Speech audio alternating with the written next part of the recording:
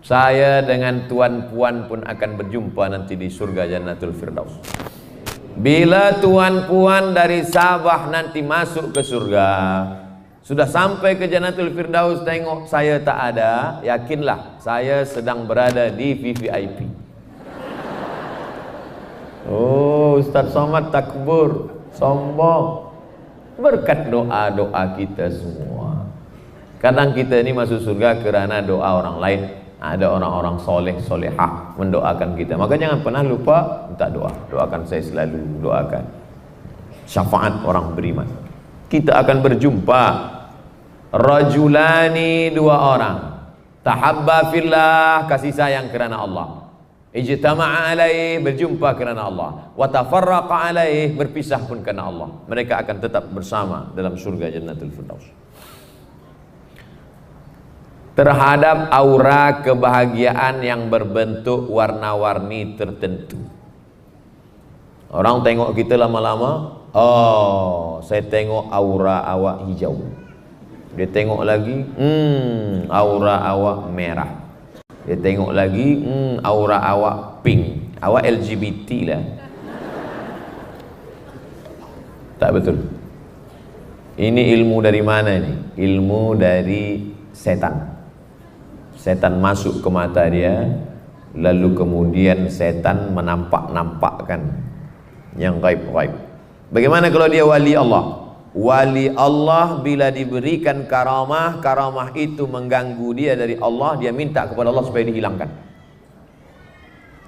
Syekh Ali Jum'ah ketika membahas tentang berzikir dengan apa nama alat zikir Ustaz yang Mbak, ini yang picit-picit made in China, tasbih digital. Kata Syekh Ali Jum'ah, hari ini banyak orang bertasbih dengan tasbih digital. Bila dia bertasbih dengan tasbih digital, macam menonton bola sepak.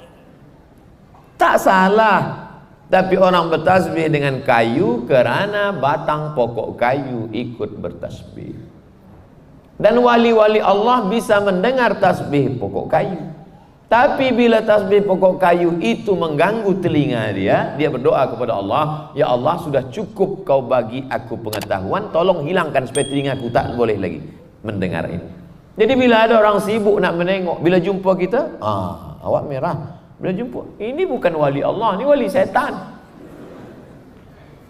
Ada seorang ikut zikir, Ustaz Somad, saya ikut zikir. Bila saya dah berzikir ni, saya tahu siapa tamu yang akan datang. Saya tahu siapa yang ada di balik bukit. Saya tahu siapa yang ada di balik tirai. Ini dari Allah apa dari setan? Saya tanya, jawab baik. Selepas tahu ni, makin ingat Allah apa makin lupa? Jawab jujur. Terus terang saya makin lupa, Ustaz. Setan punya kerja. Sebab bila kita makin ingat pada Allah, maka bagaimana cara menghilangkan jin yang dah masuk ke mata saya ni, Ustaz? Ruqyah. Dengan siapa saya ruqyah? Itu Ustaz ruqyah, Ustaz Musdar. Tegak lu Ustaz Musdar biar nampak jamaah. Ustaz Musdar. Ustaz Musdar. Ustaz Musdar ni meruqyah, belum dibaca ayatnya, jinnya dah lari duluan. Baru menengok janggut dia dah lari jin. Ada buku beliau, Ensiklopedia Ruqyah, bestseller, ditulis oleh Gema Insani Press, tentang masalah ruqyah, tentang masalah jin mengganggu. Datang jamaah ke saya, Ustaz Somad, ya, anak saya ni menengok jin. Nampak dia gambar di dinding rumah, nampak jin bergantung-gantung situ. Nampak jin. Macam mana ni Ustaz? Ruqyah anak. Esok dia ruqyah anak ini, datang lagi ke saya. Macam mana? Alhamdulillah anak ni sihat. Adik dia pula menengok jin. Berpindah hantu. Lepas tu adik ni pula dia ruqyah. Lepas tu dia tak datang lagi. Entah dia pula kena tak tahu. Boleh bagi penerangan tentang jamaah tabligh? Jamaah tabligh tak pernah sebut dia tabligh. Orang yang sebut dia tabligh. Jamaah apa tu? Jamaah tabligh. Jamaah apa tu? Orang olok-olok. Jamaah tabligh mengamalkan sunnah. Sebab di India, masa Syekh Maulana Ilyas dan Syekh Zakaria Kandahlawi, keduanya ahli hadis, Maka mereka menulis kitab Mukhtar al-Ahadis dan Muntakhab, hadis-hadis pilihan. Mereka juga menulis kitab Fadail A'mal, isinya hadis-hadis. Tak boleh tabligh, tak boleh tazkirah macam ini. Bila di India masa itu buat macam ni, tentu sebab susah. Maka dakwah mereka dari pintu ke pintu. Assalamualaikum, waalaikumsalam. Kya hal hai, tiki. Kya hal hai, apa kabar? Tiki, kabar baik. Akhirnya mereka pintu ke pintu, ayo ke masjid, ayo ke masjid. Dan perbuatan mereka ni tabligh. Maka mereka dituduh, jamaah apa tu? Jamaah tabligh. Sebab dia pintu ke pintu tabligh. Orang marah, dia tak peduli. Orang mengamuk, tak peduli. Assalamualaikum Tuan Haji. Waalaikumsalam. Mari ke surau Tuan Haji. Awak jangan ajak-ajak saya. Awak belum lahir, saya dah haji dah. Tapi dia tak peduli. Mereka inilah yang sebenarnya berdakwah. Sebab makna dakwah itu mengajak orang tak sembayang pada sembayang, mengajak orang tak ke surau jadi ke surau, mengajak orang tak ada hidayah jadi hidayah. Ud'u ila sabili rabbik. Abdul Somad tidak berdakwah. Abdul Somad tazkirah pada orang yang dah baik-baik. Selepas jamaah tabligh tadi mengajak ke surau, dah ramai, barulah EJK panggil. Mari kita dengar ulama tersohor Nusantara fi dunia wal akhirah, Abdul Somad LCMA. Abdul Somad tak ada tantangan. Abdul Somad tazkirah pada orang baik-baik. Jamaah tabligh inilah yang masuk hutan keluar hutan ke rumah-rumah orang yang tak sembahyang, yang pergi sampai ke kutub, sampai ke kutub. Ada dulu sahabat kami orang jamaah tabligh tazkirah sampai tak ada lagi kereta, anjing menarik di kutub menyampaikan dakwah-dakwah Islam. Kalau tak ada jamaah tabligh ni, mungkin Islam tak sampai ke hutan-hutan, ke kampung-kampung. Abdul Somad naik pesawat sampai Sabah, jumpa orang-orang besar, itu balik. Mereka yang masuk ke dalam. Jadi siapa yang menyesatkan jamaah tabligh, dia yang sesat. Selalu saya terlepas waktu solat disebabkan tempat bertugas kadang-kadang tiada tempat yang sesuai untuk solat. Oleh sebab itu saya terpaksa qada. Bagaimana? Cari tempat kerja lain. Untuk apa duit banyak tapi tak boleh solat? Berapa lama kita hidup dunia menikmati duit yang sementara tadi? Cari kerja lain. Kurang-kurang sikit gaji tak apa. Yang penting boleh kita sembahyang. Suami saya tak izinkan saya solat, cari suami lain. Boleh mengizinkan solat. Istri saya tak izinkan saya solat, didik dia dengan baik. Kita nak pancing-pancing je. Tapi ada dulu masa saya di Kaherah, abang ni bila musim panas, summertime, dia pergi ke Europe. Memang tak boleh kerja sama, memang tak boleh sembahyang sama sekali. Supervisor saya kejam, Ustaz. Maka kami sembahyang campur semua, subuh, zuhur, asar, maghrib, isya. Kenapa macam tu? Kalau tak macam tu tak sembahyang sama sekali. Memang darurat lah. Tapi masa tu dia pun sebulan 2 bulan, lepas tu dia balik lagi. Nah, adapun kita di Sabah, negeri banyak 60% Muslim, tak dapat kerja sini, cari tempat kerja lain. Jangan sampai sebab kerja melupakan ibadah kepada Allah. Sebab ini bekal yang kita bawa mati menghadap Allah SWT.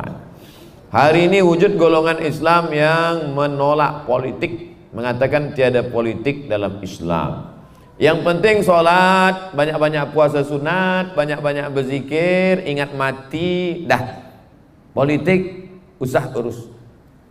Maka akhirnya politik diambil orang lain, dan terjadilah apa yang terjadi pada saudara kita di Rohingya. Tiada kuasa. Terjadi yang terjadi di Palestin sebab politik dah diambil oleh Israel.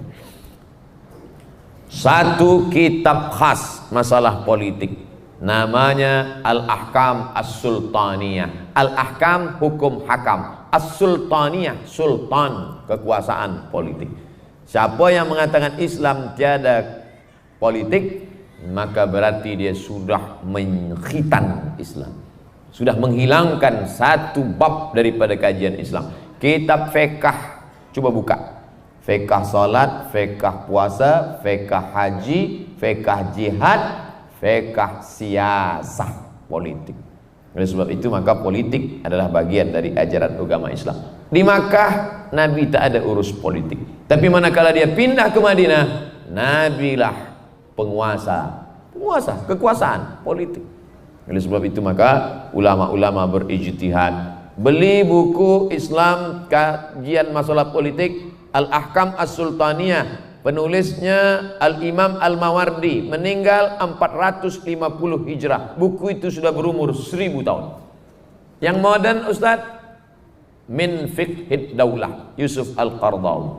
Min Fiqhid Daulah, fiqh politik.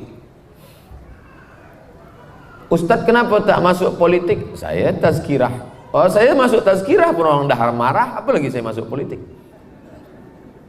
Apakah ciri-ciri anak yang soleh dan solehah itu? Rabbi habli minas solihin, bagi aku anak yang soleh. Dikabulkan Allah doa itu. Selepas berdoa 86 tahun, lahirlah anak bernama Ismail. Apa ciri Ismail? Tak melawan. Itu ciri Ismail. Ismail itu ciri tak melawan. Ayah nak potong kau, potonglah. Ayah tinggalkan engkau, tinggalkanlah. Mari kita bina Ka'bah, kita bina. Panggil umat supaya melaksanakan haji, ikut. Sami'na wa ata'na. Anak saya. Apakah saya akan bertemu dengan kedua orang tua saya di surga nanti? Ya. Mana dalilnya?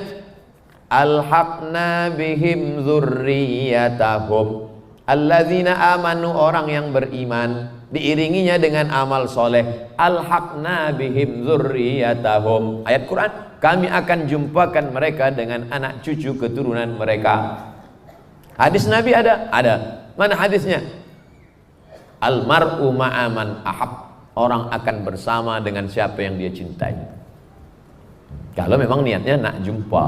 Ada juga kadang lelaki ini dia tanya, dia sebenarnya tak nak jumpa. Ustaz, nanti di akhirat saya jumpa tak bini saya lagi? Jumpa kata saya, menangis dia. Rupanya dia tak nak jumpa lagi. Na'udzubillah. Gelak yang kuat.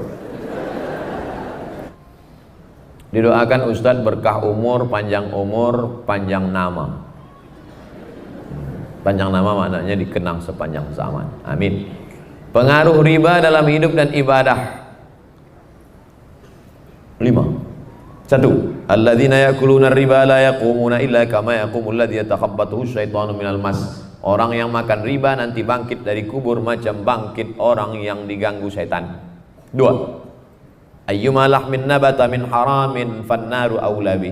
Orang yang makan riba maka darah dagingnya tumbuh haram, dan yang haram itu makanan api neraka. 3. Sepiring gulai dari riba dimakan berubah jadi darah, darah masuk ke jantung, dari jantung naik ke otak. Nasiyatin kadhibatin khati'ah, otak menjadi hitam jahat karena makan riba. 4. Duit riba dibawa ke Makkah pergi haji. Labbaik Allahumma labbaik. Kata malaikat, la labbaik wala sa'daik. Kau tak dapat haji mabrur, zaduka haram, karena berangkat haji dengan uang riba. 5. Duit riba tadi dimakan, lidah yang memakan riba dipakai berdoa. Rabbana fil lana dzunubana wa liwalidayna. Doa tak dikabulkan Allah sebab 4. Mat'amuhu haram, makanan haram. Malbasuhu haram, mashrabuhu haram, minuman haram. Malbasuhu haram, pakaian haram. Wa ghudhiya bil haram, disuapkan makanan-makanan haram. Jauhkan diri anak kita daripada riba. Macam mana kita tahu dia jodoh kita? Mana kita tahu? Dulu saya belum nikah, pernah juga tanya macam ni. Saya tanya orang-orang, bang, macam mana kita tahu dia jodoh kita? Oh, bila kita tengok hati kita bergetar, itu jodoh kita. Lepas tu saya datang balik, dia tanya, macam mana? Dah nampak bergetar? Semua bergetar. Tak usah banyak-banyak berteori.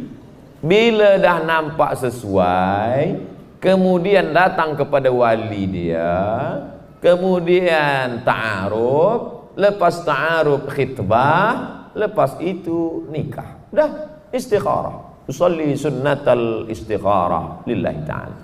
Bila ada dua, istikharah. Mana kuat hati? Awak dah istikharah? Sudah Ustaz. Kemana? Dua-dua nampak. Pilihlah satu lagi. Tak usah terlalu banyak nak tunggu mimpi datang, nak tunggu itu, nak tunggu ada getaran, nak tunggu. Yang kita diajarkan fa iza azamta, kalau kau sudah azam, fatawakkal 'ala Allah, bertawakal kepada Allah. Iyakunu fuqara, kalau dia miskin susah, yughnihimullah. Lelaki disuruh hanya pilih 4 saja. Tungkahul mar'atu li arma', perempuan itu dinikahi kerana 4. Limaliha, kerana dia kaya. Wali hasabiha, keturunan orang baik-baik. Wali jamaliha, parasnya yang cantik. Wali diniha, kerana agamanya. Tapi jangan pandang kerana hartanya, harta akan binasa. Jangan pandang kerana suku bangsanya, mungkin akan jatuh kena itu pula. Pandanglah kerana agamanya. Taribat siadaka fasfar bidzatid din, tengok agamanya, kau akan selamat. Perempuan memandang lelaki pula dua. Idza ja'akum man tardawna dinahu, bila kau tengok agamanya baik, wa khuluquhu, baik akhlaknya, fazawwijuhu, nikahkanlah dia dengan anakmu, dengan cucumu. Illa taf'aluh, kalau tak kau lakukan, takun fitnatun fil ardi wa fasadun arid, akan terjadi kerosakan yang amat sangat besar. Las. Sebenarnya banyak lagi. Nanti saya akan bawa, saya akan buatkan video di Pekanbaru, nanti saya share. Jangan lupa subscribe, like and share. Mohon pendapat Ustadz, saya mu'allaf, belum pandai mengaji. Bolehkah saya membaca Al-Quran dalam bahasa terjemahan? Sebelum ini saya pernah rujuk pada ustaz-ustaz lain mengatakan tak boleh. Dan ada ustaz mengatakan boleh.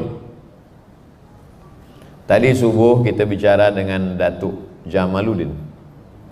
Datuk Jamal. Kata Datuk Jamal, di sini banyak mu'allaf Ustaz. Saya tanya, Datuk, ada tak mu'allaf ni bagi tazkirah? Ada, khas untuk mu'allaf. Jadi bagi mu'allaf yang sudah bersyahadat, cuba gabungkan diri bersama sahabat-sahabat mu'allaf di yang ada community mu'allaf. Jadi belajar bersama. Quran ini ada 5 level. Yang pertama bukan membaca, dengar saja dulu. Dengar saja. Wa idza quri'al Quran, kalau ada orang baca Quran, fastami'u, dengar baik-baik, wa ansitu, diam. Dengar saja. Tapi jangan seumur hidup dengar.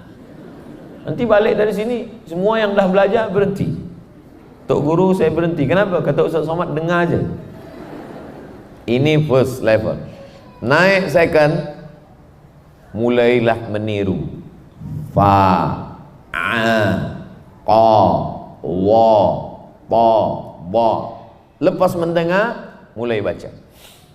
Iqra'ul Quran, baca Al-Quran. Fa innahu ya'ti yaumal qiyamah, Quran akan datang pada hari kiamat syafi'an li ashabi, memberikan syafaat pada orang yang membacanya.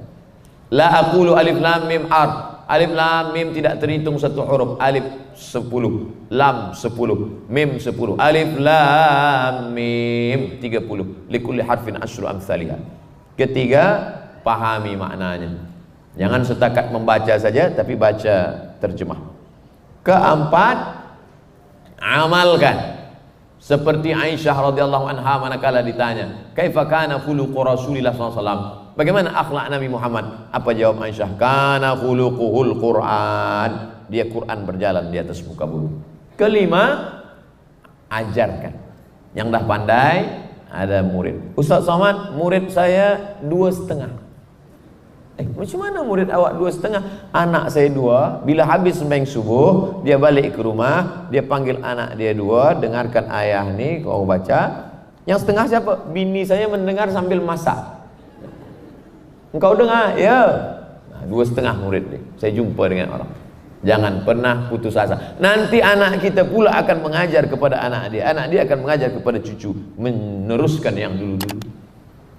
Bukan berarti ulama, tuan syekh, ulama besar. Bukan. Hanya mengajarkan alif bata, menunjukkan doa tidur bismika Allahumma ahya wa amun, menunjukkan kaki kiri masuk toilet, Allahumma inni a'udzubika minal khubuthi wal khaba'ith, menunjukkan ini idgham, ini ikhfa, ini qalqalah. Maka kita sudah mengajar. 5. Proses interaksi dengan Al-Quran. Pertanyaan saya berkenalan hantaran kawin zaman sekarang. mengikuti status pembelajaran seperti SPM dan seterusnya. Persoalan saya adalah salah memberi hantaran mengikut pembelajaran. Apakah hukum kalau tak memberi hantaran? Tolong bezakan antara adat istiadat dengan syariat Islam. Ada beberapa suku di Indonesia, bila nak nikah mesti ada mas secuci tangan. Emasnya mesti penuh cuci tangan. Bila nak nikah mesti ada sebaris kebun kelapa. Kalau pendek tak apa, sejauh mata memandang. Jadi ada beberapa suku. Jadi sebenarnya kita tak salahkan nenek moyang kita yang buat ini, sebab mereka buat ini pun niat mereka baik supaya rumah tangga mereka ini nanti secara ekonomik dia mandiri. Itu sebenarnya supaya dia tak susah. Jadi puan yang punya anak gadis, datang pemuda meminang, maka musyawarah, wa amruhum syura bainahum, musyawarah. Pemuda, kami tahu kau tak ada, kami sediakan. Tapi kau jaga budak ni, kalau tak awas. Jaga, musyawarah untuk menetapkan ini. Jangan dibebankan pada dia semuanya, karena kalau dibebankan nanti dia tidak akan. Nanti dia berpantun pula. Tanam pinang rapat-rapat agar pungguk tak dapat lari. Sudah ku pinang tak dapat-dapat, ku pujuk-pujuk ku bawa lari. Nauzubillah. Oleh sebab itu maka musyawarahkan dengan baik. Adapun zaman Nabi SAW, mahar itu amat sangat murah. Manakala Nabi bagi tazkirah, tegak seorang perempuan. Berani dia. Di depan Nabi dia berkata, apa kata dia? Inni wahabtu laka nafsi. Inni aku wahabtu laka, aku berikan diriku untuk engkau ya Rasulullah. Nabi diam, no comment. Lama dia tegak, Nabi tak ada cakap apa-apa. Tegak seorang lelaki, ya Rasulullah, bila engkau tak mau, bagi aku sajalah. Nabi tanya, engkau ada uang untuk mahar dia? Tak ada. Iltamis, cari ke rumah, walau khataman min hadirin, walaupun cincin dari besi, bukan perak. Perak masih mahal, besi. Dia balik ke rumah, cincin besi pun tak ada. Lepas tu kata Nabi, kain ada tak? Kain ada Rasulullah, cukup untuk mahar. Kain engkau berapa? 1. Bila kain itu jadi mahar, kau pakai apa? Akhirnya dia malu, dia pun pergi. Masa dia pergi itu Nabi panggil balik.